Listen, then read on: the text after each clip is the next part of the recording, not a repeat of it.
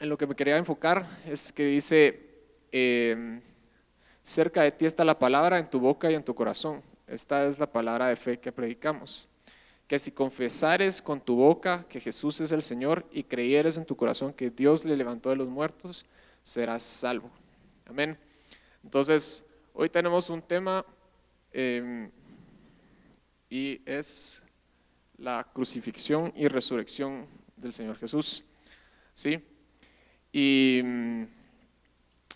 este tema es bien interesante porque cuando se trata de apologética, que es probar la fe cristiana a través de la razón y lógica, este es uno de los temas más importantes que podemos tocar y es uno de los que más podemos comprobar históricamente. Amén.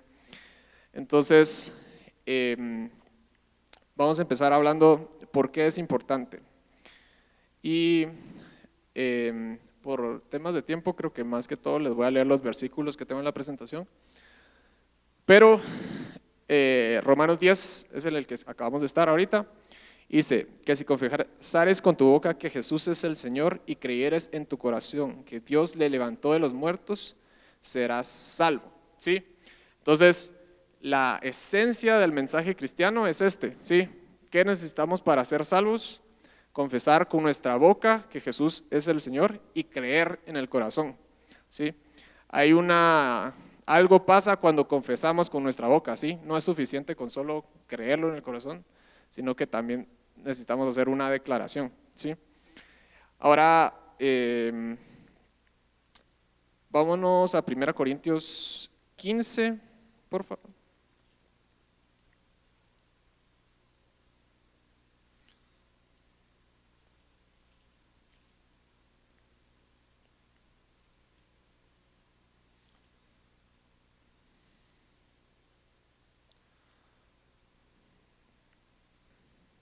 Ya estamos ahí.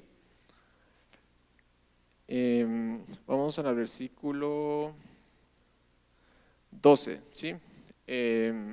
Dice, pero si se predica de Cristo que resucitó de los muertos, ¿cómo dicen algunos entre vosotros que no hay resurrección de los muertos? Porque si no hay resurrección de los muertos, tampoco Cristo resucitó. Y si Cristo no resucitó, vana es entonces nuestra predicación, vana también vuestra fe.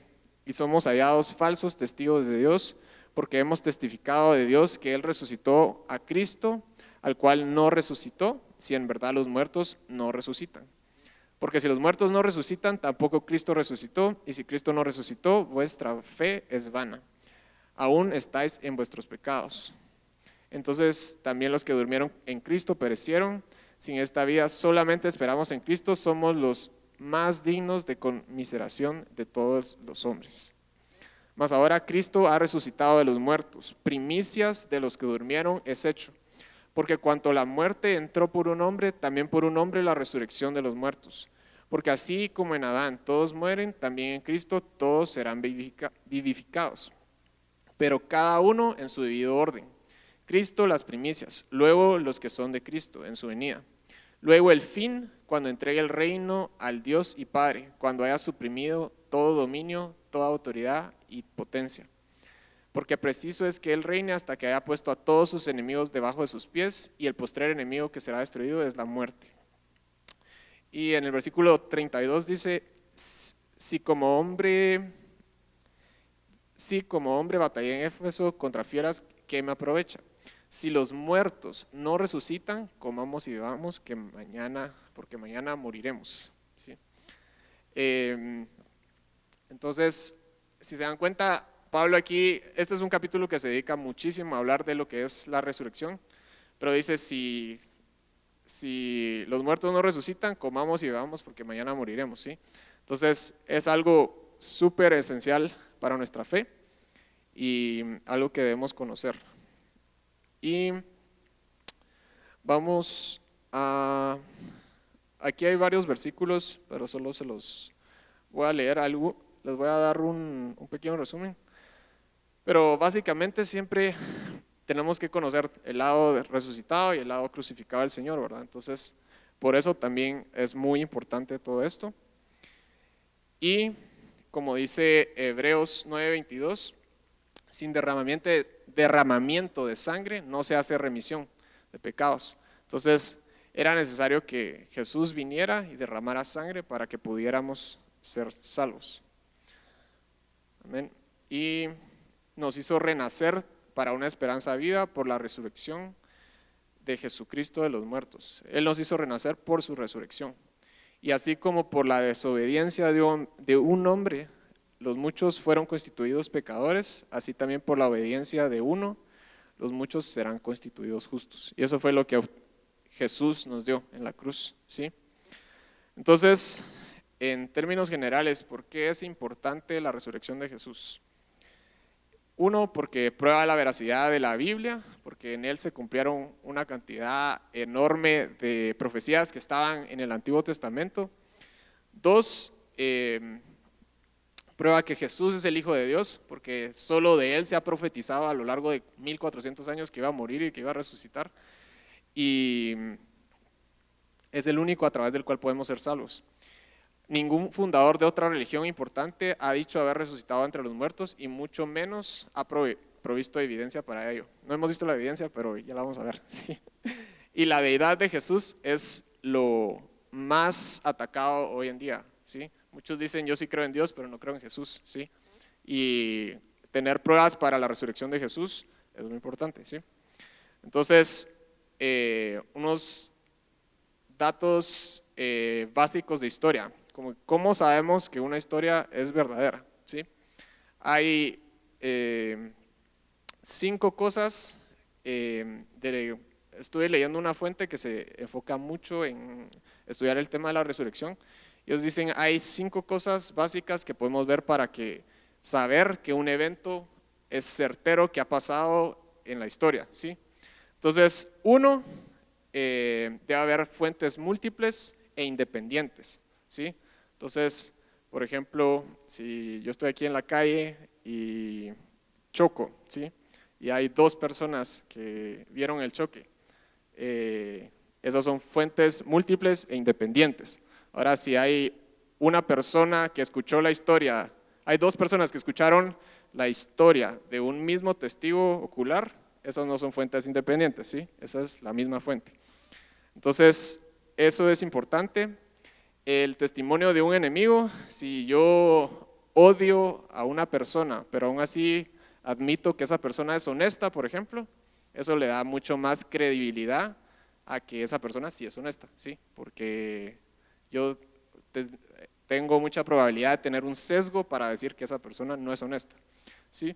Admisión de un hecho vergonzoso, si yo cuento algo vergonzoso de mi persona, lo más probable es que sí sea cierto porque me estoy haciendo daño en un sentido, ¿sí? Entonces en la historia importa mucho eso, los hechos vergonzosos. El testimonio ocular, bueno, que el testigo haya sido alguien que haya visto el evento, eso es muy importante. Y 5, que el testimonio sea cercano a la fecha del evento, en que haya, no es lo mismo que yo cuente algo que fue hace un año a que cuente algo que fue hace 20 años, ¿sí? Entonces, vamos a ver lo que es pruebas de la resurrección, ¿sí? Y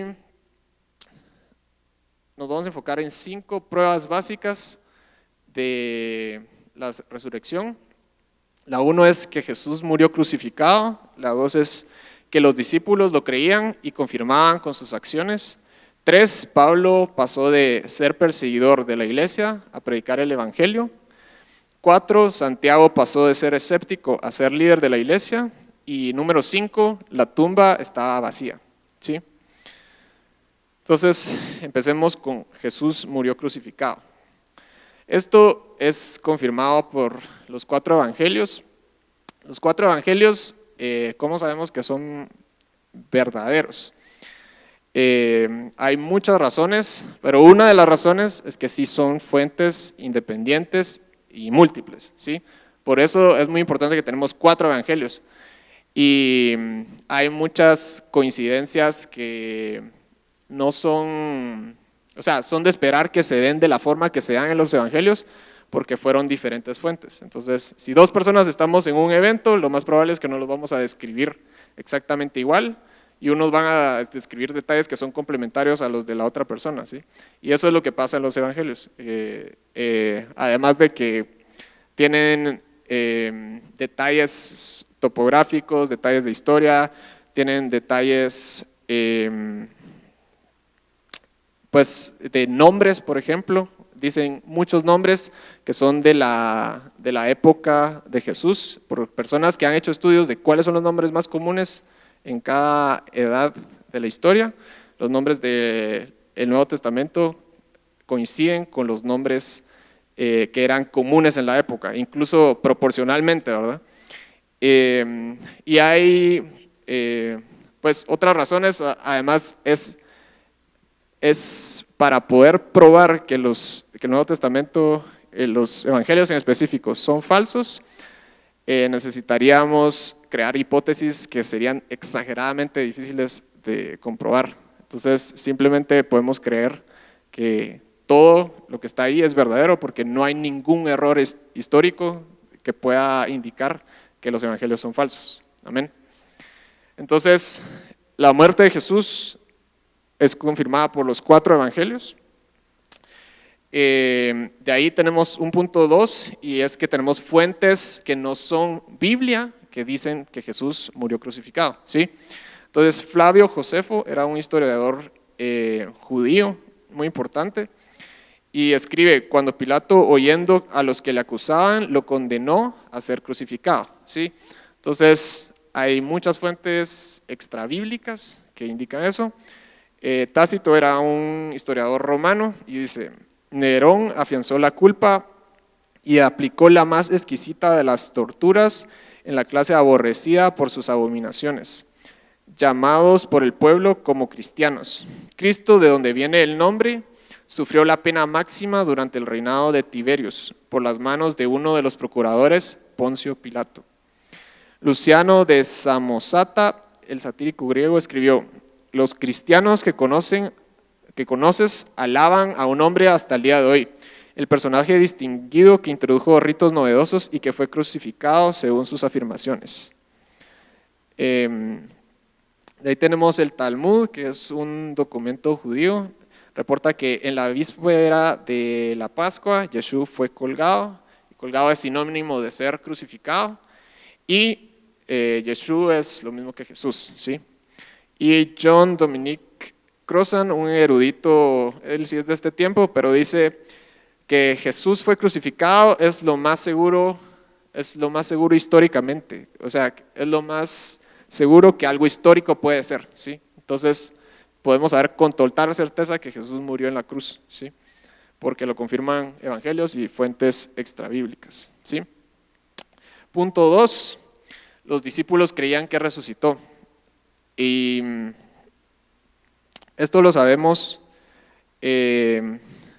por varias fuentes. La primera es el testimonio de Pablo, y aquí está en Gálatas 2:9, dice: y reconociendo la gracia que me había sido dada, Jacobo, Cefas, Pedro y Juan, que eran considerados como columnas, nos dieron a mí y a Bernabé la diestra. Esto solo es para probar que Pablo sí conocía a los demás discípulos, ¿sí? Entonces aquí está Jacobo, Cefas, que es Pedro, y Juan. Jacobo, por alguna razón en la Biblia a veces le llaman Santiago y a veces le llaman Jacobo, pero es Jacobo el hermano de Jesús y también es el escritor del libro de Santiago, ¿sí? Y 1 Corintios 15:11 dice: porque o sea yo, o sean ellos, así predicamos y así habéis creído.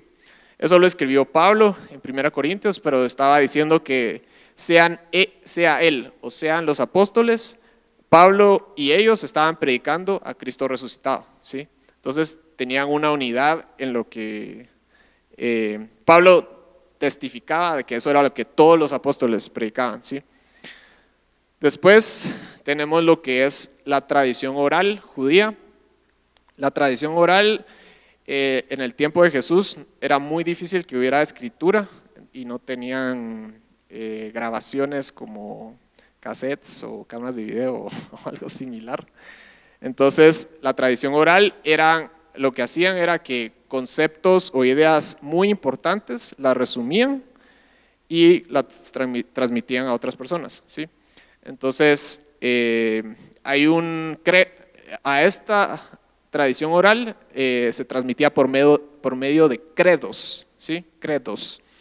Y el credo, por ejemplo, hay un credo cristiano que es, yo creo en Dios el Padre, yo creo en Dios el Hijo, creo en el Espíritu Santo, creo que fue resucitado de los muertos, no me recuerdo cómo sigue ese, pero ese es un credo.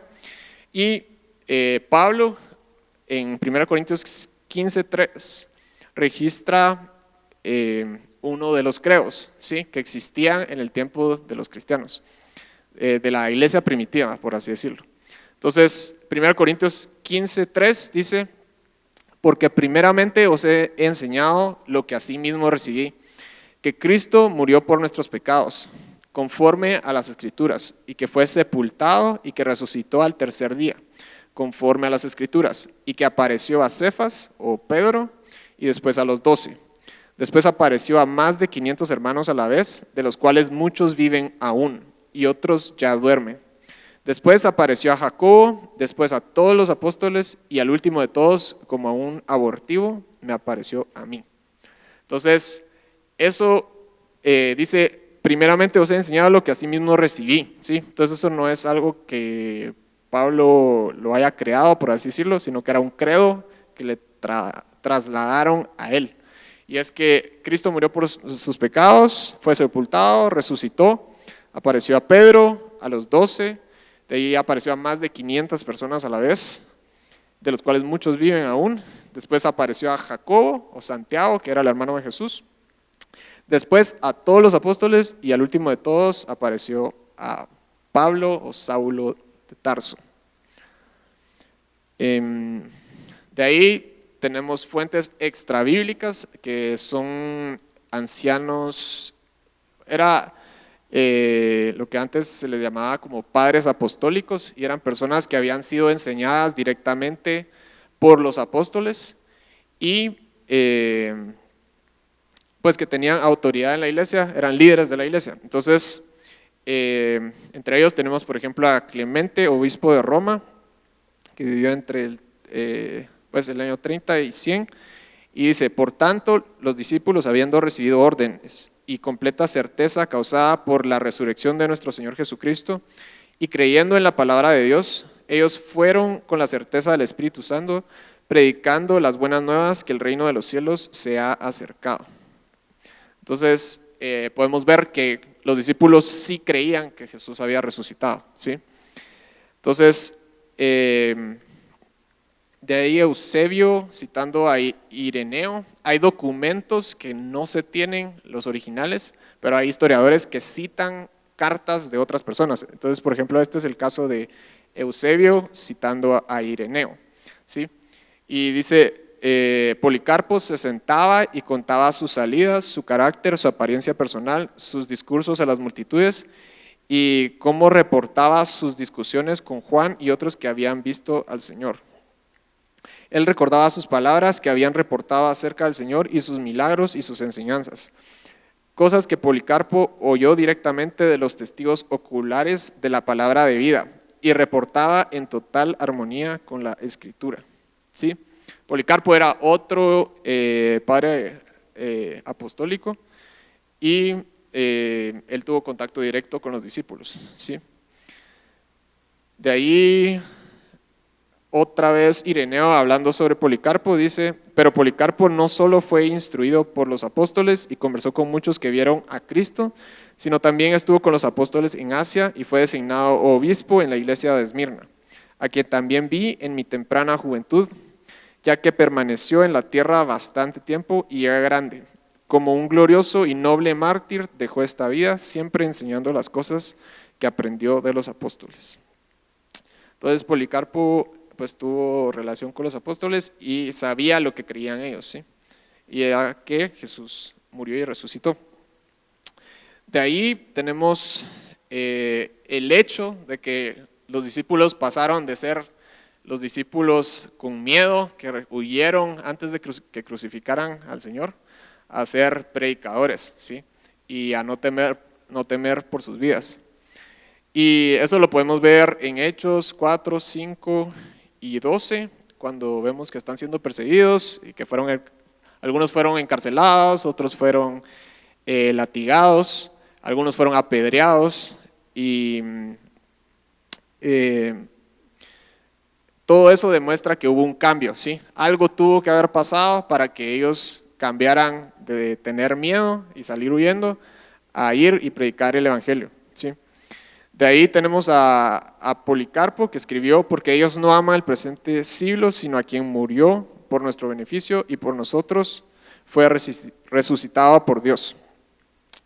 Y de ahí también lo registra Tertuliano, Ignacio, Origen y Eusebio, que eran otros padres apostólicos.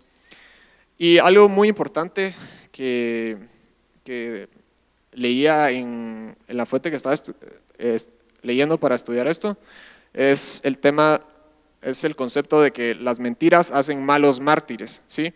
Entonces, si yo realmente no creyera que Jesús resucitó y que Jesús es Dios, etcétera, lo más probable es que no daría mi vida por eso, ¿sí? Entonces, eso es muy importante. Entonces, segunda prueba de que Jesús resucitó era que los discípulos realmente creían que resucitó y estaban dispuestos a dar su vida, ¿sí? Por eso.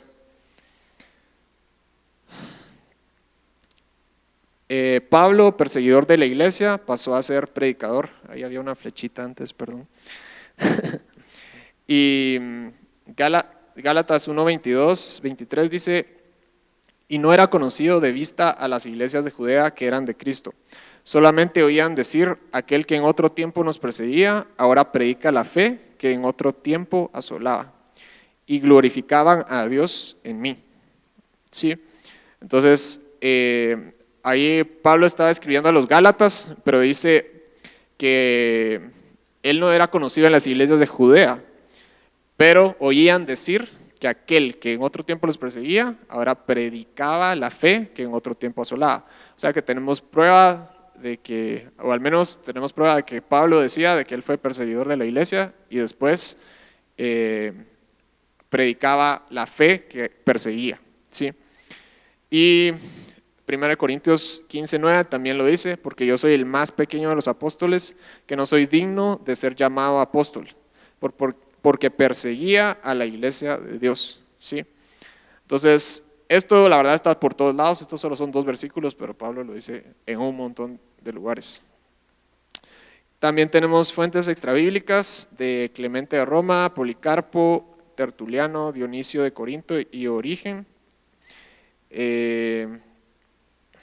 Y por otro lado tenemos en Hechos, en el libro de Hechos, en estas citas, tenemos claramente cómo Pablo sufrió y estuvo dispuesto a sufrir, ¿sí?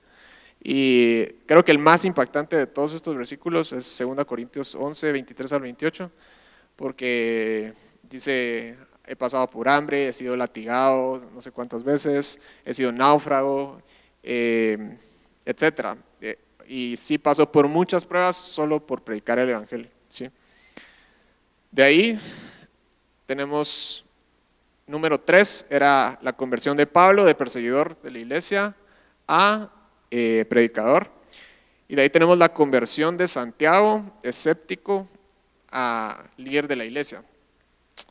Y según todos los eruditos en este tema, Santiago, y que es lo mismo que Jacobo, era hermano del Señor Jesús, pero no creía en él, ¿sí? Y lo vemos en varios versículos. Uno de esos es Lucas 8, 19 al 21, donde Jesús dice: no hay profeta sin honra, sino en su propia tierra y entre sus parientes y en su casa. Que quiere decir que en su casa no lo reconocían como Dios.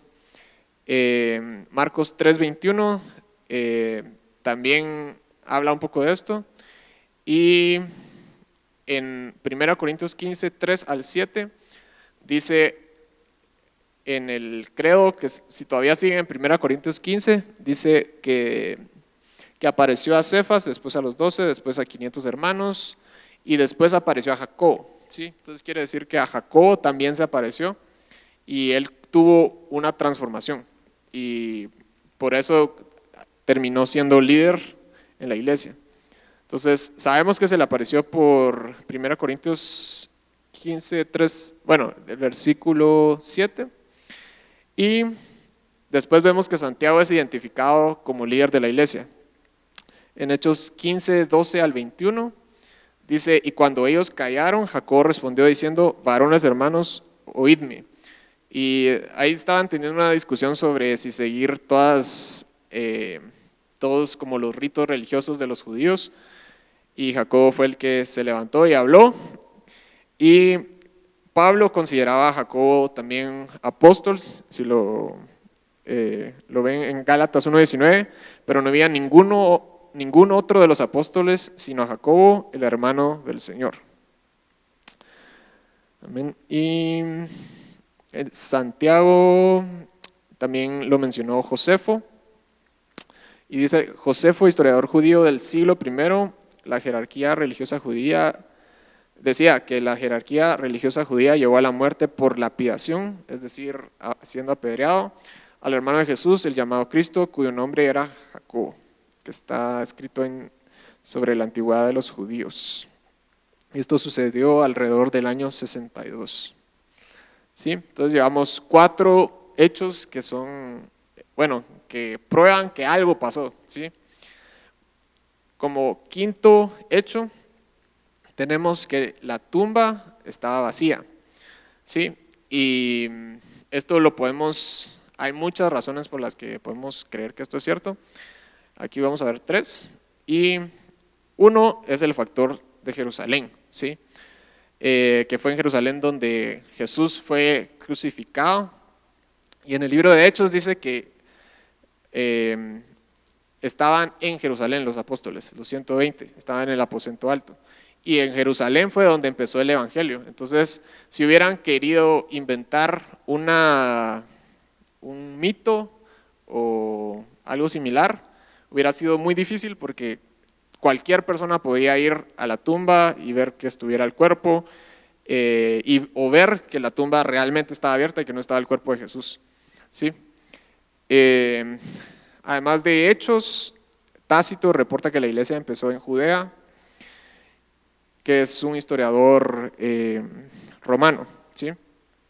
Por otro lado, tenemos el testimonio de enemigos de Jesús, pero los primeros críticos acusaron a los discípulos de Jesús de haber robado el cuerpo, ¿sí? Entonces, si el cuerpo hubiera estado en la tumba, no hubieran tratado de inventar una teoría alterna, pero como no estaba el cuerpo, se inventaron o quisieron inventar que el cuerpo había sido robado. Y esto está en Mateo 18, 12 al 3. Decís vosotros: sus discípulos vinieron de noche y hurtaron estando nosotros dormidos. También lo dicen estos escritores, Justin Martyr y Tertullian, ¿sí? De ahí la última prueba de que la tumba estaba vacía es el testimonio de las mujeres, ¿sí? Las mujeres eran muy despreciadas en la cultura judía y en la cultura romana. Entonces, si se recuerdan que había una prueba de que algo es veraz, es la prueba de que algo es como un hecho vergonzoso, ¿sí? Y en un sentido era vergonzoso que las mujeres hayan descubierto la tumba para ese tiempo, porque no creían en el testimonio de ellas. Y si ven en el Talmud, dice: es mejor que las palabras de la ley sean quemadas antes que sean entregadas por medio de mujeres. También en el Talmud dice: cualquier evidencia que una mujer dé no es válida y tampoco es válido ofrecerla. Esto es equivalente a decir que alguien que es rabínicamente considerado un ladrón está calificado para dar la misma evidencia que una mujer. Aquí me faltó copiar bien la cita, pero básicamente el Talmud dice que es lo mismo el testimonio de un ladrón que el testimonio de una mujer, que es igual de creíble, por así decirlo. Entonces, realmente si hubieran inventado la historia que Jesús resucitó, hubieran dicho lo más probable que la tumba la descubrió un hombre, ¿sí? O varios hombres. porque eso le hubiera dado más veracidad. Entonces, estas son 5 pruebas básicas que pues al final hacen muy difícil que esto no haya pasado. Y les voy a dar antes, hay algunas objeciones a todo esto, pero todas son bastante difíciles, bastante fáciles de refutar. Una teoría alterna es que fue una alucinación, pero el problema con la alucinación es que nadie tiene una alucinación igual que otra persona y todos declararon haber visto lo mismo, ¿sí? Entonces, incluso dice que se le apareció a 500 personas, entonces que 500 personas hayan tenido la misma alucinación es imposible, básicamente, ¿sí? Otro es que solo fue una leyenda, pero eso es refutado solo por el hecho de que empezó en Jerusalén y realmente los discípulos sí creían en eso y estaban dispuestos a morir por eso. Otra teoría alterna es que Jesús realmente no murió en la cruz y solo se desmayó, pero eso es básicamente imposible porque la persona que diga eso es porque no sabe lo que significaba la crucifixión, porque la crucifixión era demasiado imposible que alguien la sobreviviera, es totalmente imposible y no hay registros básicamente de nadie que haya sobrevivido a la crucifixión. Incluso había personas que solo en el proceso de ser latigados ya morían ahí, ¿sí? Y otra es que fueron a la tumba equivocada a los discípulos, pero igual Jesús se le apareció a Pablo y él se convirtió por eso, no por una tumba vacía. Y los discípulos no creyeron por eso, sino porque vieron a Jesús igual.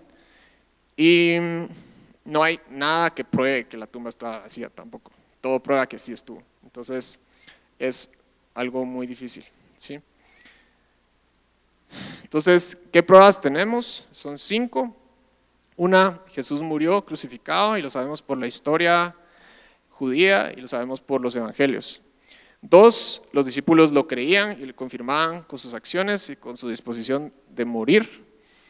3, Pablo pasó de ser perseguidor de la iglesia a predicar el evangelio. 4, Santiago pasó de ser escéptico a ser líder de la iglesia. Y 5, la tumba estaba vacía y no hay nada que pueda probar que realmente que no lo estuvo. Amén. Y voy a terminar con esto. Dice Romanos 10:9, y esta es la palabra que predicamos, que si confesares con tu boca que Jesús es el Señor y creyeres en tu corazón que Dios le levantó de los muertos, serás salvo. Amén.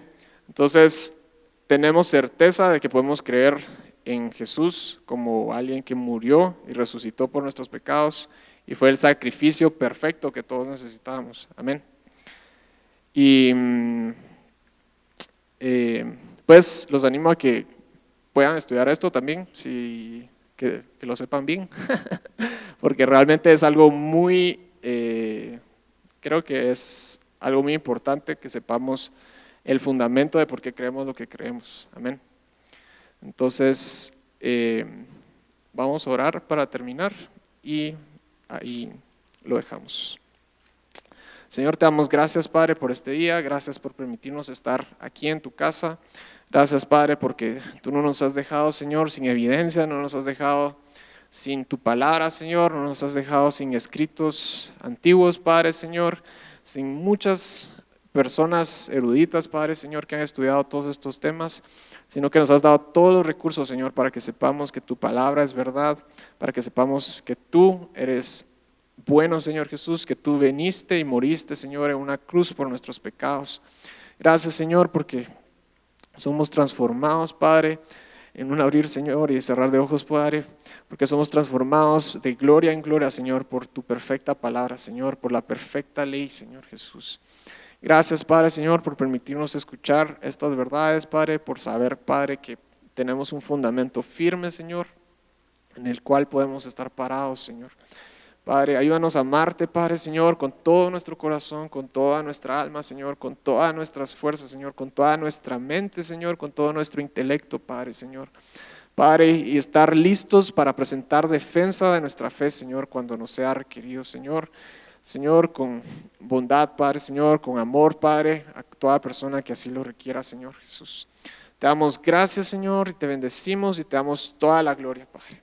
En el nombre de Jesús. Amén. Vamos a darle un aplauso al Señor. Gracias, Jesús. Gracias, Jesús. Gracias, Señor. Gracias, Jesús. Gracias, Jesús. Gracias, Jesús. Gracias, Jesús. Gracias, Jesús. Amén. Bueno, estamos despedidos y nos vemos el próximo sábado. Primero Dios, Dios los bendiga.